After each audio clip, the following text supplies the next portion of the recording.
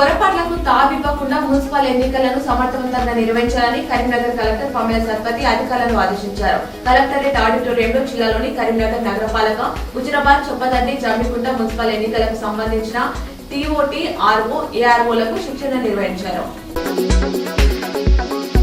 ఉమ్మడి కరీంనగర్ జిల్లాలో కన్నుల పండగలా జరిగిన వసంత పంచమి వేడుకలు మాశక్తి ఆలయంలో సామూహిక అక్షరాభ్యాసానికి విశేష స్పందన వచ్చింది.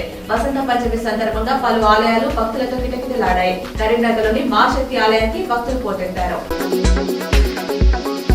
కరీంనగర్ లో వైభవంగా ప్రారంభమైన వెంకటేశ్వర స్వామి వార్షిక బ్రహ్మోత్సవాలు ప్రత్యేక పూజలతో అంకురార్పణ చేసిన ఆలయ పూజారులు కరీంనగర్లోని శ్రీ వెంకటేశ్వర స్వామి వార్షిక బ్రహ్మోత్సవాలు ప్రారంభమయ్యాయి. 9 రోజుల పాటు జరిగే బ్రహ్మోత్సవాలకు ఆలయ అర్చకులు అంకురార్పణ చేశారు.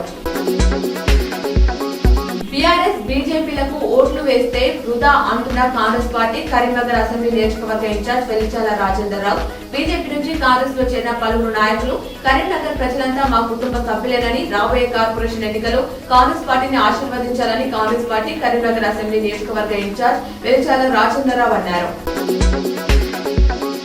కరీంనగర్ లోని 21 డివిజన్ లో గల శ్రీ విజయ దుర్గ కాలనీ వాసులు ఏర్పాటు చేసిన ఆత్మీయ సమ్మేళనానికి మాజీ మంత్రి, కరీంనగర్ ఎమ్మెల్యే గంగుల కమలాకర్ హాజరయ్యారు. 21 డివిజన్ లో పలు అభివృద్ధి పనులకు శంకుస్థాపన చేశారు.